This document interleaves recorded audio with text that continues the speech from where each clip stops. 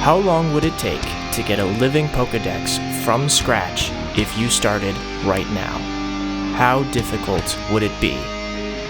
I've been playing the Pokemon games for a long time. I got a copy of Red when it was released here in the US in 1998, and I was hooked immediately. My interest has dropped in recent years, but I did follow the series for quite a while, and I still have most of those old games. When Sword and Shield were announced almost a whole year ago, I knew it was time to jump back in. And when Pokemon Home was announced as the successor to Pokemon Bank, I knew it was time to tackle a challenge that an 8-year-old me could never have dreamed of when he beheld Pokemon Red for the first time. With Pokemon Home and a backlog of games, this generation would be the first generation of Pokemon games where I would not only complete the National Dex, but also have within Pokemon Home a living dex of every Pokemon from every generation. And then some bullshit happened in June, I don't know. I've actually had this project on my mind since last summer, and I even preemptively started filling out my decks in Soul Silver, but I lost interest. I got discouraged for reasons. So, what is a living dex? To have a proper living dex, you need to have one of every Pokemon stored in your game's PC. I'm gonna follow the most lenient interpretation of this. For now, I'll ignore regional variants, gender differences, shinies, and different forms. For example, I only need one Deoxys, not 4. The Pokemon also need to be legitimately obtained. It's no fun if I just cheat myself all the Pokemon. Now, how do I do this? Well, right now, I don't. Pokemon Home isn't out yet, but I can do some prep work. Earlier I mentioned that I thought now, the 8th generation of Pokemon games, is the best place to start. Let me explain why. Sword and Shield have a number of mechanics that make obtaining rare or otherwise hard to get Pokemon much easier, but we'll start with the one that has the biggest implications for our challenge, the wild area. Most of the game's Pokemon can be found here roaming in the tall grass, but there are also instanced Pokemon out in the open. These instances have their own spawn tables based on the weather, and let me tell you, this cuts out a lot of work for me. Some of these Pokemon are Stage 2, and Pokemon that only evolve under certain conditions can be found here as well. For example, I didn't need to trade to get a Gengar because he was just wandering around outside Hellhammer.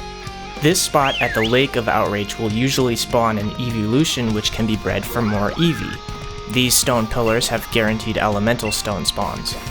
In any other generation, Milotic is a massive pain in the ass to get, but they're uncommon spawns in the Lake of Outrage during misty weather. The game's other big mechanic is max raid battles, and again, it can't be overstated how much easier they make things. Again, Stage 2 Pokemon, or Pokemon that evolve through trading, can be found in Dynamax dens. What's more important is that if you connect to the internet, you can join raid battles that are exclusive to the opposite version that you're playing. So if you're playing Sword like I am, you don't need to trade or buy a copy of Shield to get, say, Ludicolo. Speaking of trading, Link Trade is great if you hate yourself and feel like being punished. Link Trade is great if you like pain. Link Trade is considered a form of torture in most first world countries. Link trading is where you go when you want to lose your faith in humanity. They replaced the GTS with this. I'm being hard on trading because getting what you want out of a trade has been made very difficult and downright irritating in this generation. I spent an hour putting up a sock on Link Trade, hoping someone would get the hint and trade me a throw, but it was a fruitless effort. And in my frustration, I surprise traded my sock away to get a throw in return. Surprise trade is far more useful in my opinion. Until you hit about 350 Pokemon, surprise trade is basically Pokedex entry roulette. You've got people trading away their level 1 egg hatches because people are shiny hunting through breeding or looking for specific natures or IVs for competitive play, so you'll get a lot of level 1 Pokemon through surprise trade. Sometimes it's really nice to trade a throwaway Pokemon and get something like a Riolu in return, which is otherwise kind of difficult to get. Actually, I'm not sure about that. Is that true?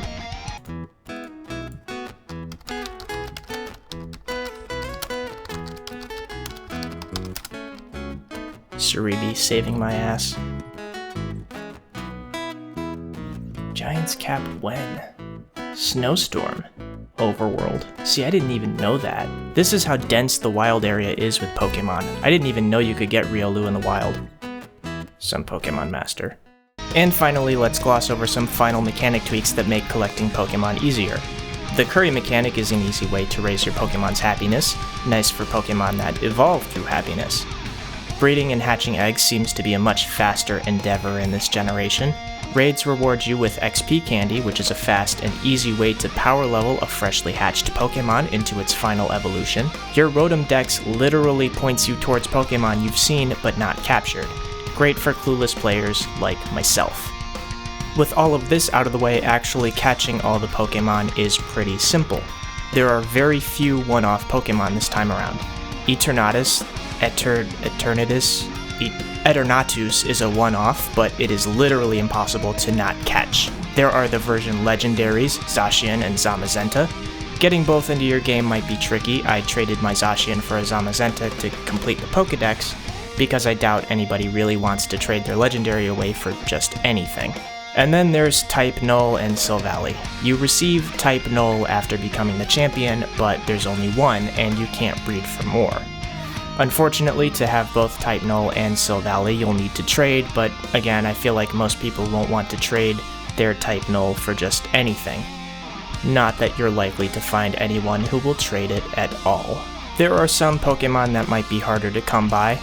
I had the hardest time getting my hands on the Tyranitar line of all things. A Selgor and a Scavalier were also difficult for reasons I mentioned earlier regarding trading. Actually, some guy just traded me in a Selgor for my Shelmet for some reason. I acquired a Scavalier by tossing wishing pieces into raid dens until one showed up. And of course, Milotic. I mentioned that it's an overworld spawn during misty weather, but rather than check once a day to see what the weather was, I just changed my Switch's clock forward until it was misty. So with that, the Galarian Pokedex is complete. And with two exceptions, Zacian and Type Null, I have one of every Pokemon that can be found in Galar. 398 Pokemon. Not you, Slowpoke. Not bad for a single game. We're far from done though. When Pokemon Home drops, we can move all these Pokemon over and then maybe make another pass at Sword and get Zacian and Type Null. Where do we go from here? I'm not sure actually. The DLCs promised to add at least 200 Pokemon total to Sword and Shield, and with how easy it was to get everything else that was in this game, the DLCs might be the easiest way to get those 200 as well, whatever they are. But that's the thing, for the most part, we don't know what they are. And I don't know if I want to wait until November to be able to finish this challenge. So in the meantime, I think probably the easiest way to go about this challenge is to work backwards. I might pick up Ultra Sun or Ultra Moon and collect all the 7th gen Pokemon and whatever else has been included beyond that. The further back we go, however, the more difficult it becomes to get Pokemon into Home. Ideally, we won't actually be collecting anything in the 3rd or 4th gens. There are the virtual console releases of Generation 1 and 2, which are compatible with Pokemon Bank, so I'll be looking at that rather than buy Let's Go Pikachu or Eevee. We'll need Crystal for Celebi anyway. Thank you for watching. I'll see you next time. I hope, if I don't get discouraged again. Way back in the summer, I initially decided to use Soul Silver as my starting place for this challenge.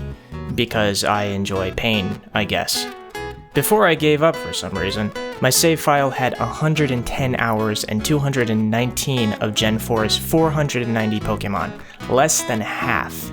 As a comparison, my save file on Sword had about 70 hours by the time I completed my Pokedex. I think that playtime is a little bloated though, because I definitely spent a good chunk of time doing,